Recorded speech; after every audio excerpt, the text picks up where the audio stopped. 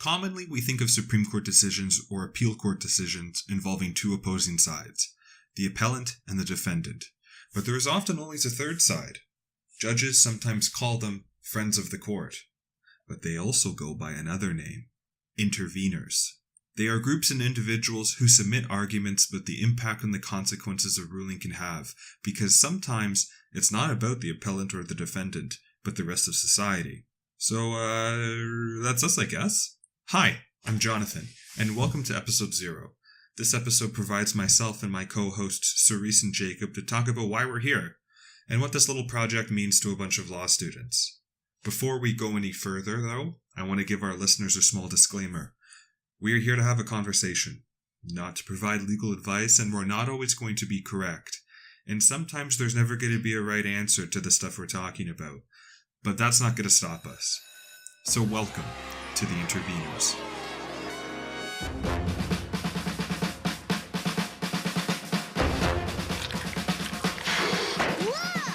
Wait, I don't think you fully introduced yourself. Who are you?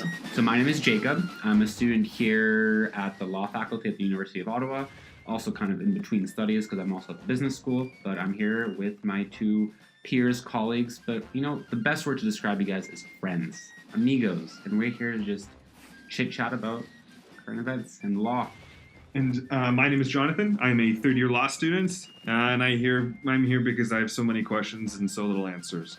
So few answers. So I was just going to say, I didn't want to correct and be that guy. Oh, okay, whoa. My name's Cerise. I'm also a 3L law student. 3L for all you non-law listeners, that's our terminology for a third-year law student. Yeah, I don't know why we do that. Third year. Yeah. But what does the L stand for? Because we're just a pretentious career path. But I don't know anybody in medicine who says 3M. Yeah. No, we're just pretentious. 4M. Yeah. No, I agree. They go first, second, third, fourth. We're just the worst.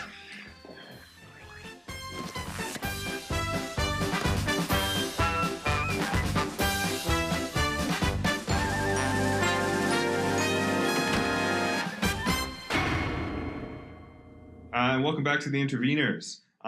Welcome back or welcome to? Welcome back. If you're listening to this out of order, God bless you. Welcome to episode 1. Zero.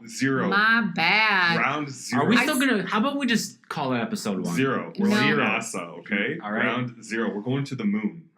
Anyways, my name is Jonathan, and I'm joined alongside Cerise and Jacob. Hi, everyone. This is where we're starting to talk about why we're here, and if you're listening to this out of order, you'll probably know why we're here, but we just thought that this would be a good prelude. Yeah, and a nice little disclaimer to not take us too seriously. And if we get to episode 20, you can come back and hold us accountable if we've shilled out for somebody. Fair enough. This is not legal advice. Fair enough. Oh my God. That's what they taught us the first day of law school. That is true. Tell all your family members that you are not qualified. But what are we exactly? We're a podcast. Yeah, but your family still asks you about legal things. So then, 100%. So then what do you say? This is just my education. No, I tell them I haven't done the readings. That's a good answer. You're just speaking truths there, though. I know. I just say it's confidential. Confidential and privileged? Exactly. Privileged information. There you go. So why are we here, John? Why did you call me in here on a 7 p.m.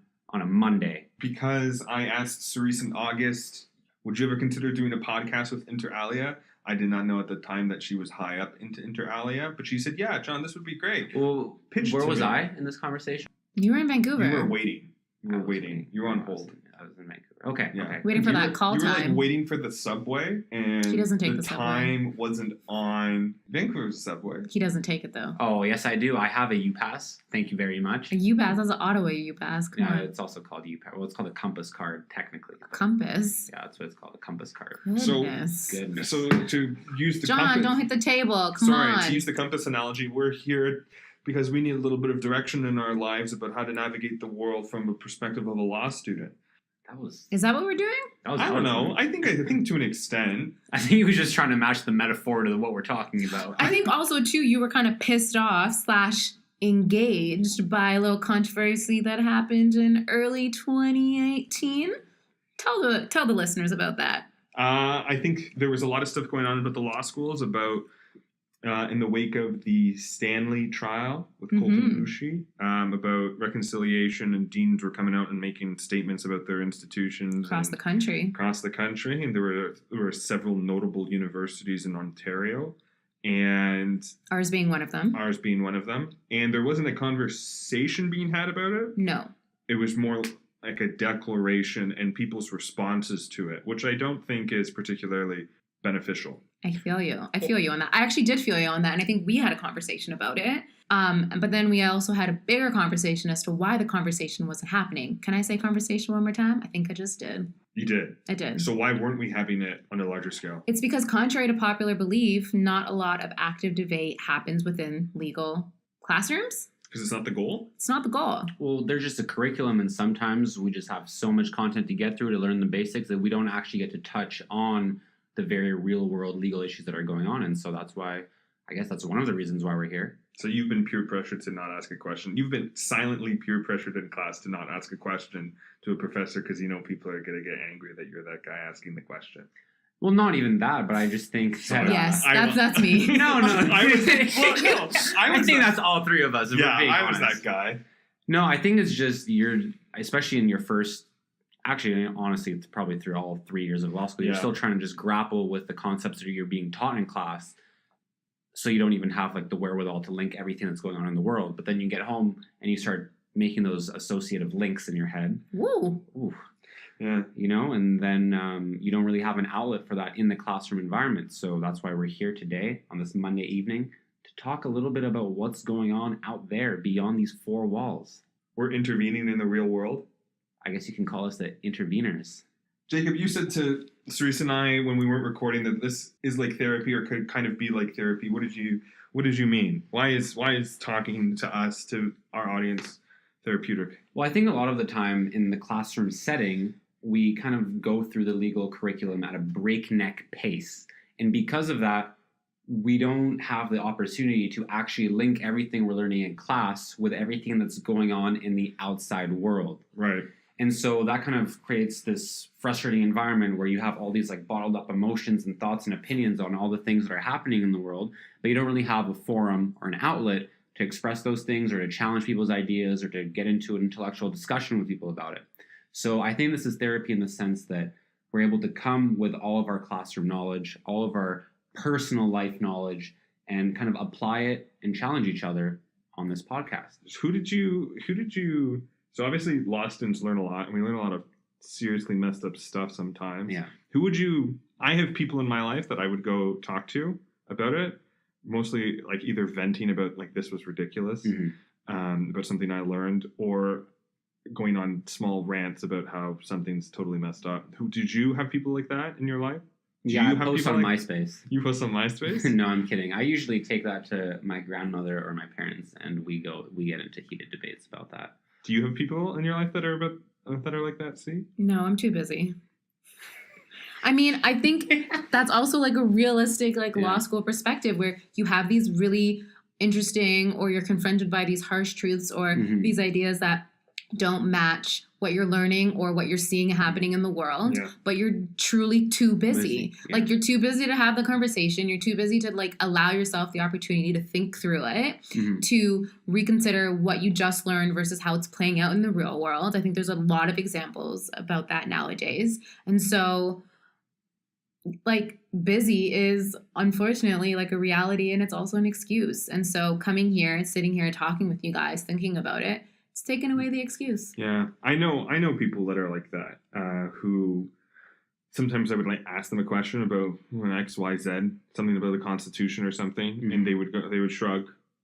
Because it's yo, I have a memo due in 2 days. I don't know what a Constitution is. Yeah, it's how does it apply to my life right now? Yeah, which I think is unfortunate in certain aspect. Not to say that. Yeah.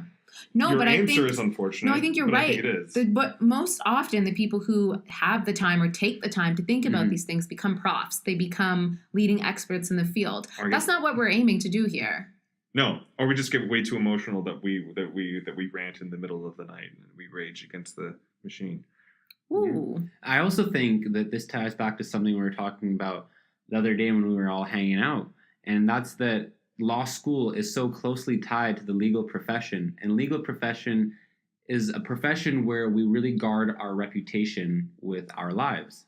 And so a lot of the time you are fearful of expressing a certain legal opinion or just a personal opinion in class because it might be unpopular.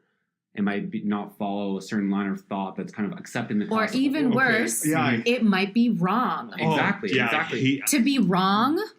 No, and as a law student, you think, no, I can't sound like an idiot in front of all my classmates, and you're kind of scared of confronting people about certain legal issues or expressing opinions, and that also contributes to what I mentioned earlier with the bottling up of emotions, etc. And this is an outlet for that. Yeah, I think it's so problematic when people get mad when other people ask questions that clearly have an angle. You know, maybe like the person asking like clearly wants the professor to go down a certain road, and people get annoyed about that. But I mean, why are we here if not to pick the brain of the professor? Yeah. And just because somebody's asking a question, I mean, I have problems when people start going on about their personal beliefs or you know, opinions about a certain thing, but like asking a question, I don't know. And no, you're right. Because as soon as that person asks that question, if it's the first day of class, that person will be remembered in certain circles. I mean, I'm not privy to this kind of law school inner sanctums, but I know that it exists. So we're here to dispel some of that. Yeah. And hopefully we'll hear from you, listener. Yeah, you right there listening in your car to our voices. Or on the train. On the train. Walking to school. Or on the LRT. When's that finished? Is that called the LRT here? It's supposed to be done in November. It is. November? But of 2019. Oh. They pushed it back. Again? A year? Well, it was supposed to be spring. Who's got more pushbacks? The city of Ottawa or Kanye West's latest album? Did it drop? No, November 23rd, Black Friday. Come on now. Jesus. Yeah. Cool. Cool. All right, so how are we going to segue into the actual first episode? Well, we have to close out this one. How are we going to... What's our outro? The outro in the first time was Yak saying something funny. You say things that are funny. Alley-oop me. Just start me off. Metro Boomin wants some podcast. A podcast run by law students about law school, law, and society, and life as a student of the law. We look forward to your feedback. Do we really? Not really. We look forward to your questions. Do we really? I'm not sure. We look forward to your answers to our questions. That is probably more accurate. Okay, we got there. That was amazing.